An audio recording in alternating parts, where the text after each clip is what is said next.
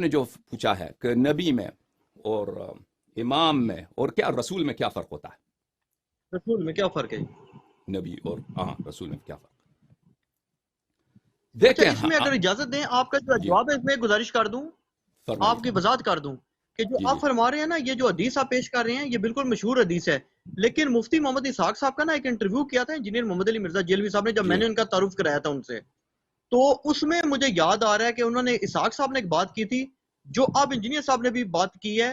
یہ کہتے ہیں جی کہ جو ہماری دلیل ہے وہ یہ ہے کہ جو صحیح سند روایت ہے نا اس کے اندر یہ الفاظ آتے ہیں کہ میں تمہیں قرآن کو پکڑنے کی ترغیب دیتا ہوں، اہل بیت کے معاملے میں اللہ سے ڈراتا ہوں، اللہ سے ڈراتا ہوں، اللہ سے ڈراتا ہوں. یعنی انجینئر صاحب بار بار یہ بات بڑا زور دے کے کرتے ہیں کہ پکڑو وہ قرآن کو اور ایک اہل ورژن بیت ہے سے نا. نیک سلوک کرو، نیک سلوک کرو، نیک سلوک کرو، جو کہ امت نے نہیں کیا، یہ بھی کہتے ہیں. لیکن دیکھیں کہتے ہیں کہ رسول پاک نے فرمایا کہ پکڑو قرآن کو. دیکھیں میرے بھائی، یہ بات آپ جو کہہ رہے ہیں صحیح ہے. اذکرکم اللہ فی اہل بیتی، اذکرکم اللہ فی اہل بیتی، اذکرکم اللہ فی اہل بیتی، کہ میں آپ کو اللہ کا واسطہ دیتا ہوں میرے اہل بیت کے معاملے میں، اللہ کا واسطہ دیتا ہوں اہل بیت علیہ السلام کے معاملے میں. یہ حدیث مسلم میں موجود ہے، ہم اس کا انکار نہیں کرتے، لیکن اس کا مطلب یہ نہیں کہ دوسری حدیث جھوٹ ہے جو متواتر سند کے ساتھ ہے کہ میں تمہارے درمیان دو چیزیں جا رہا ہوں، جب تک ان کو تھامے رکھو، ان کی اتباع کرو تو تم گمراہ نہیں ہو جاؤ گے. قرآن اور اہل بیت علیہ السلام. اب دوسری یعنی آپ کا حدیث موقف ہے کہ اہل بیت کو بھی دین لینے کے لیے پکڑنے کا حکم ہے. بالکل حاصل دین ہی یہی ہے، دین ہی یہی ہے کہ صحابہ سے کہا، ہم سے تو نہیں کہا، صحابہ سے کہا. ہم تو وہاں موجود نہیں تھے، خطاب ہم سے بھی ہے لیکن خطاب اسی صحابہ سے ہے. انی تارکن یہ فیکم. روایت بھی صحیح ہے سر؟ کون سی روایت؟ اذکرکم اللہ یہ فی جو اہل بیتی. جس میں آپ فرما رہے ہیں کہ دونوں کو بیک وقت یعنی دونوں قرآن اور اہل بیت کو دین لینے کے لیے بیک وقت پکڑنے کا جو حکم ہے، تھامنے کا حکم ہے، یہ روایت صحیح ہے آپ کی نظر میں؟ یہ متواتر ہے آپ کی کتب میں، ہمارے نزدیک صحیح ہے، آپ کی اچھا کتب میں نہ صرف صحیح ہے، متواتر ہے، قطعی الصدور ہے. یقیناً رسول پاک صلی اللہ علیہ وسلم نے یہ جملے کہے ہیں. اگر آپ کبھی چاہیں ابھی چلیں، یہ چاہیں تو آپ کا میں بھی جواب انجینئر صاحب تک بھی پہنچ گیا سر انشاءاللہ. بالکل اس پہ بالکل. انجینئر صاحب سے جواب لیں گے، اب لیں دیکھیں، گے جواب اب رسول پاک صلی اللہ علیہ وسلم سے دوسرا جملہ منقول ہے کہ میرے اہل بیت سے نیکی کرو، یا میں تمہیں اللہ کا واسطہ دیتا ہوں اہل بیت کے متعلق علیہم الصلوۃ والسلام. تو اس کا مطلب یہ نہیں کہ دوسری حدیث جھوٹی ہے. مثلا ایک جگہ ٹھیک ہے. فرمایا کہ تم اہل بیت سے نیکی کرو، یا اسی مقام پہ فرمایا نا، ایک خطبہ ہے.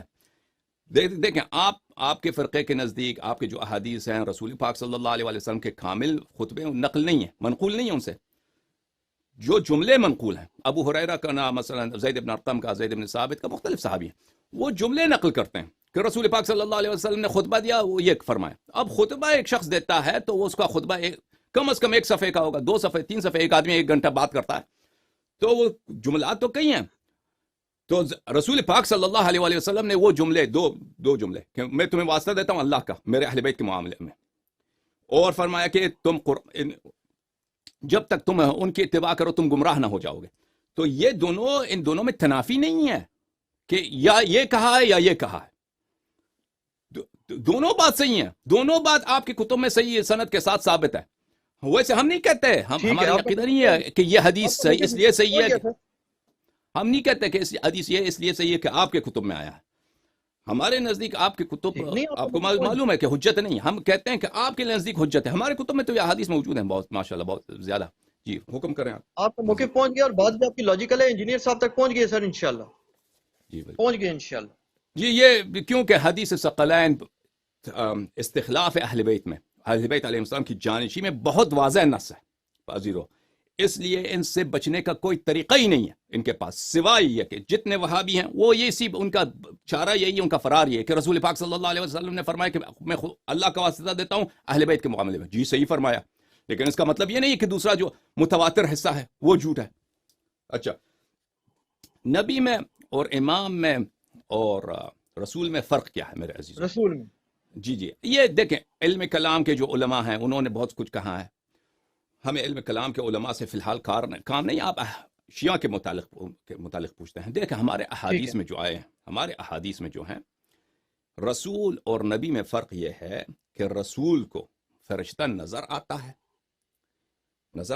اور نبی آواز سنتا ہے، اس کو فرشتہ نظر نہیں آتا. اچھا. اور بھی یہ فرق نظر آیا.